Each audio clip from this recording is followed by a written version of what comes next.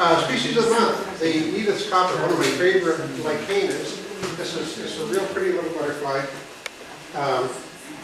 We folks here on the west side have to drive a long ways to see this butterfly. It's found way down in the southeast corner of the state in the Blue Mountains, and there's a small population way up in the northeast corner of the state in Monterey County. Does anybody remember back just 3 or 4 years ago, we had a WBA conference in Monterey County, and it was you folks that found the county record up there of this butterfly. Anybody? They've migrated up to Spokane County too.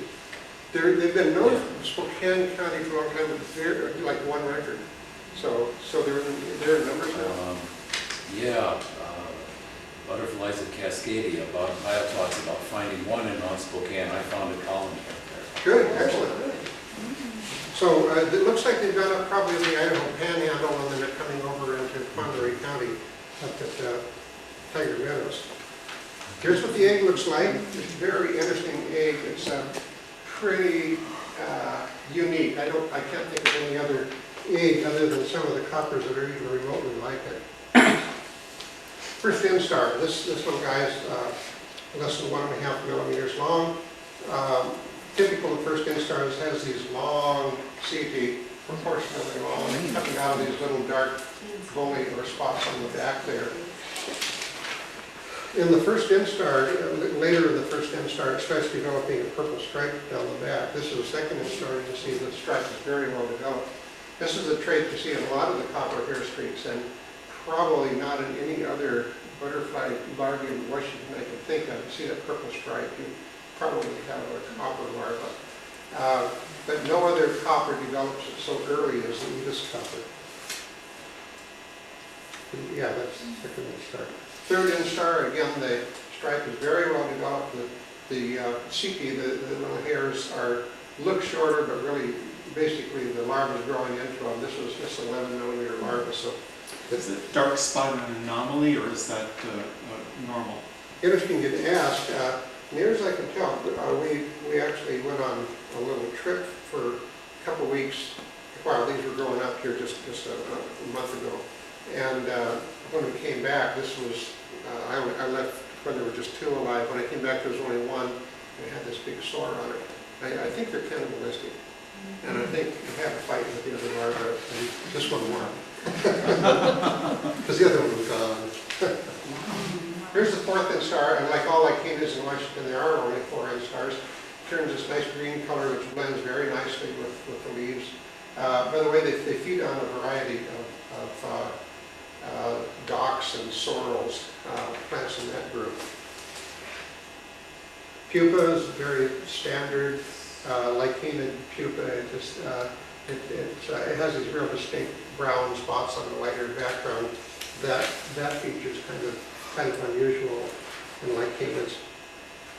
This is not a wonderful picture, but the males look quite a bit like a blue copper. You see, they have this blue color with black veins on it, but they have this distinct orange zigzag pattern on the hind wing. This can be very faint though.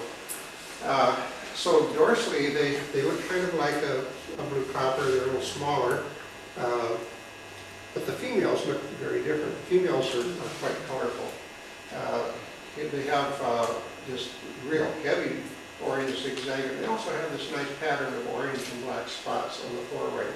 This is, I think, to me, one of our real colorful coppers. I really like this species. Ventrally is, I don't know, to me, the neatest part of all. They have these big oval spots that contrast with the ground color, and the spots bump into each other. You see, they kind of run together, splotchy. And there's no other copper in the state that looks like this. Get out of Washington, you might have a little bit of confusion with other species, but in Washington, you're not going to have any trouble identifying it. It also has this interesting white band. No other copper has that either. If you have any questions, I have a couple more slides on another subject, but if you have any questions on the copper. Back about a couple of weeks ago, Joe and I went over to Moses Coulee, which is over between the Waterville Plateau and Grand Coulee, and this was a real crummy picture, but to give you an idea of what we're looking at there.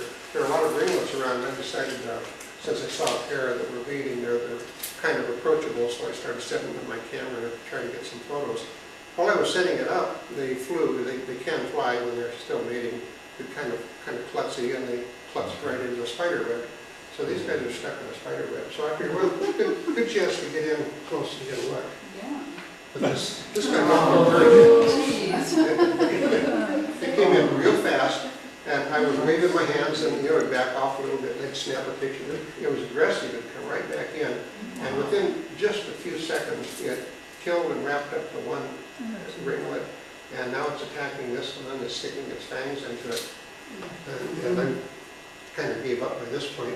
Nobody knows what spider that is, do they? I don't. Yeah, you know what it is. Oh, there we go. Everybody knows it. This is the first time I've ever seen a butterfly taken by a black spider. So I thought that was pretty cool. That's great. Yeah. Wow. Pretty cool bug. So that's all I Scary got. creature. So Oh, bad. How big was that spider?